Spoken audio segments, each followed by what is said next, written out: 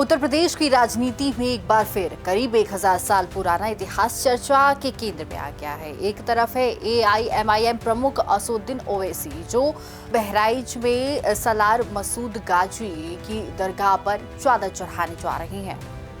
दूसरी तरफ है योगी सरकार के मंत्री और सुहेलदेव भारतीय समाज पार्टी के अध्यक्ष ओपी राजभर, जिन्होंने इसे महाराजा सुहेलदेव और राजभर समाज का अपमान बताया है। सवाल है कि क्या ये सिर्फ एक धार्मिक या ऐतिहासिक विवाद है या फिर 2027 के यूपी विधानसभा चुनाव से पहले वोट बैंक की राजनीति का नया अध्याय शुरू हो चुका है।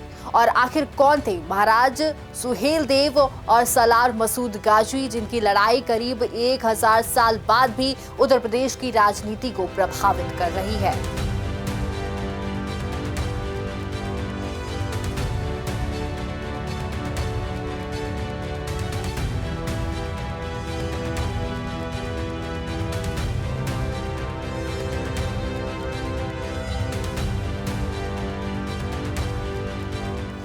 नमस्कार, बहुत स्वागत है आप सभी का। प्राइम न्यूज का डिजिटल प्लेटफॉर्म देख रहे हैं आप। मैं हूं आपके साथ सिमी सोनी। आज का राजनीतिक विवाद, सबसे पहले समझते हैं कि अभी विवाद क्या है। असदुद्दीन ओवैसी बहराइच आ रही हैं। उनका कार्यक्रम सलार मसूद गाजी की दरगाह पर चादर चढ़ाने का है। साथ ही वे एआईएमआईएम के कार्यकर्ताओं से भी मुलाकात करेंगे। राजनीतिक जानकारी से 2027 उत्तर प्रदेश विधानसभा चुनाव की तैयारी मान रहे हैं, लेकिन जैसे ही ये कार्यक्रम सामने आया, ओपी राजभर ने कड़ी प्रतिक्रिया दी है। उन्होंने कहा कि बहराइच में महाराजा सुहेलदेव का मेला लगेगा और गाजी दरगाह पर जाने का मतलब राजभर समाज की भावनाओं को ठेस पहुंचाना है। यानी कि मामला सिर्फ एक दरगाह पर जाने का नहीं, इसके पीछे इतिहास, जातीय पहचान, राजनीतिक संदेश और वोट बैंक की पूरी कहानी छिपी हुई है। अब चलते हैं करीब 1000 साल पीछे। इस विवाद को समझने के लिए हमें 11वीं सदी में जाना होगा। उस समय उत्तर भारत में कई छोटे छोटे स्थानीय राजा शासन करते थे। इसी दौर में दो नाम सामने आते हैं, महाराज सुहेलदेव और सलार मसूद गाजी। कौन थे महाराज सुहेलदेव? महाराज सुहेलदेव को बहराइच और श्रावस्ती क्षेत्र का शक्तिशाली राजा माना जाता है। राजभर और पारसी समाज उन्हें अपना गौरव और नायक मानते हैं। कहा जाता है कि उन्होंने आसपास के कई राज्यों को एकजुट किया। जब बाहरी आक्रमण का खतरा बढ़ा, तब उन्होंने अलग अलग राजाओं को साथ लेकर एक बड़ा गठबंधन बनाया। आज भी राजभर समाज उन्हें देश रक्षक योद्धा और अपने इतिहास के सबसे बड़े नायकों में गिनता है। यही वजह है कि यूपी राजभर की पार्टी का नाम भी सुहेलदेव भारतीय समाज पार्टी है। कौन थे सलार मसूद गाजी? अब बात करते हैं सलार मसूद गाजी की। उन्हें गाजी मियाँ के नाम से भी जाना जाता है। बताया जाता है कि वो महमूद गजनवी के रिश्तेदार थे और एक बड़ी सेना लेकर भारत आए थे। मुस्लिम समुदाय के एक हिस्से में उन्हें गाजी और शहीद के रूप में सम्मान दिया जाता है। बहराइच में उनकी दरगाह है, जहां वर्षों से मेला और उर्स लगता रहा है। यानी एक व्यक्ति की दो अलग अलग नजरियों से देखा जाता है। एक पक्ष उन्हें आक्रमणकारी मानता है, दूसरा पक्ष उन्हें धार्मिक व्यक्तित्व के रूप में सम्मान देता है। और यही बात इस पूरे विवाद का केंद्र है। बहराइच की लड़ाई क्या थी? अब आते हैं उस युद्ध पर जिसने दोनों नामों को हमेशा के लिए जोड़ दिया। लगभग 1033 और 1034 ईस्वी के आसपास बहराइच क्षेत्र में एक बड़ा युद्ध हुआ। कहा जाता है कि सलार मसूद की सेना अवध क्षेत्र तक पहुंच चुकी थी। स्थानीय राजाओं को खतरा महसूस हुआ। तब महाराज सुहेलदेव ने कई राजाओं को साथ लेकर एक संयुक्त सेना तैयार की। कई महीनों की तैयारी के बाद दोनों पक्ष आमने सामने आए थे।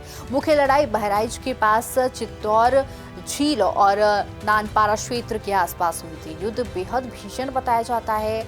आखिरकार सुहेलदेव के नेतृत्व वाली सेना ने सलार मसूद की सेना को घेर लिया। कहानी के अनुसार मसूद घायल हुआ और युद्ध में मारा गया। यहीं से दोनों व्यक्तित्वों की अलग अलग ऐतिहासिक और धार्मिक पहचान बनती है। राजभर और हिंदू समाज के एक हिस्से के लिए ये विदेशी आक्रमणकारी पर जीत का प्रतीक बन गया, जबकि मुस्लिम समाज के एक हिस्से के लिए मसूद शहादत का प्रतीक बन गए। इतिहास से राजनीति तक का सफर। अब सवाल है कि 1000 साल पुरानी घटना आज की राजनीति में क्यों दिखाई देती है। वजह है पहचान की राजनीति। राजनीति में अक्सर ऐसा ऐसे प्रतीकों का इस्तेमाल होता है जिनसे किसी समाज की भावनाएं जुड़ी हो। राजभर समाज के लिए सुहेल देव गौरव का प्रतीक हैं, इसलिए ओपी राजभर लगातार सुहेल देव के नाम पर राजनीति करते हैं। दूसरी तरफ ओवैसी मुस्लिम समाज के मुद्दों और प्रतीकों के साथ अपनी राजनीतिक पहचान बनाते हैं। ऐसे में जब ओवैसी गाजी दरगाह जाते हैं और उसी समय सुहेल देव का नाम चर्चा में आता है तो विवाद पैदा होना लगभग तय हो जाता है।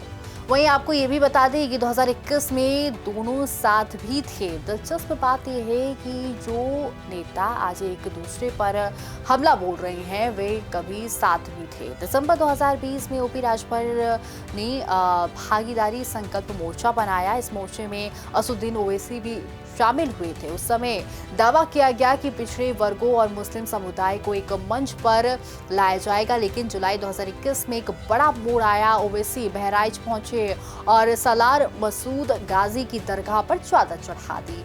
यहीं से विवाद शुरू हो गया। राजभर समाज के कई लोगों ने सवाल उठाया है कि जिस व्यक्ति को सुहेल देव ने हराया उसकी दरगाह पर राजनीतिक कार्यक्रम क्यों हो रहा है। धीरे धीरे नाराजगी बढ़ी, फिर सीट बंटवारे को लेकर भी मतभेद सामने देखने को मिला और आखिरकार दोनों नेताओं का गठबंधन भी टूट गया। अब सवाल है कि आज फिर वही मुद्दा क्यों। 2026 में जब ओवैसी फिर बहराइच आ रहे हैं तो 2021 की सारी बहसें दोबारा सामने आ गई हैं। ओपी राजभर पुराने मुद्दों को याद दिला रहे हैं। सुहेल देव मेला और राजभर समाज की भावनाओं की बात कर रहे हैं। वहीं ओवैसी का संदेश अलग है। वे अपने समर्थकों को दिखाना चाहते हैं कि AIMIM उत्तर प्रदेश में सक्रिय है और 2027 चुनाव के लिए तैयारी कर रही है। यानी दोनों नेता अपने अपने राजनीतिक आधार को मजबूत करने में लगे हुए हैं। 2027 चुनाव का समीकरण, अगर इस पूरे विवाद को राजनीतिक नजरिए से देखें तो तस्वीर और साफ हो जाती है। ओपी राजभर की राजनीति मुख्य रूप से राजभर और अन्य पिछड़े वर्गों के वोट बैंक पर आधारित है। वहीं ओवैसी मुस्लिम मतदाताओं के बीच अपनी पकड़ मजबूत करना चाहते हैं। बहराइच ऐसा इलाका है जहां दोनों तरह की राजनीतिक भावनाएं मौजूद हैं। इसलिए यहाँ दिया गया हर बयान सिर्फ बयान नहीं होता है, उसका चुनावी संदेश भी होता है। तो कुल मिलाकर कहानी ये है कि एक तरफ है महाराजा सुहेल देव, जिन्हें राजभर समाज और हिंदू समाज का एक हिस्सा योद्धा और रक्षक मानता है, तो वहीं दूसरी तरफ है सालार मसूद गाजी, जिन्हें मुस्लिम समुदाय का एक हिस्सा सम्मान देता है। करीब 1000 साल पुरानी ये ऐतिहासिक कहानी आज भी राजनीति में जिंदा है। 2021 में भी इसी मुद्दे ने ओपी राजभर और ओवैसी के गठबंधन को कमजोर किया था और 2026 में भी वही विवाद एक बार फिर से लौट आया है। फर्क सिर्फ इतना है कि अब नजरें 2027 के उत्तर प्रदेश विधानसभा चुनाव पर है। यानी इतिहास वही है, किरदार भी वही है, लेकिन मंच अब राजनीति का है। वहीं ऐसे तमाम बड़े अपडेट्स के लिए प्राइम न्यूज के डिजिटल प्लेटफॉर्म को जरूर फॉलो करें।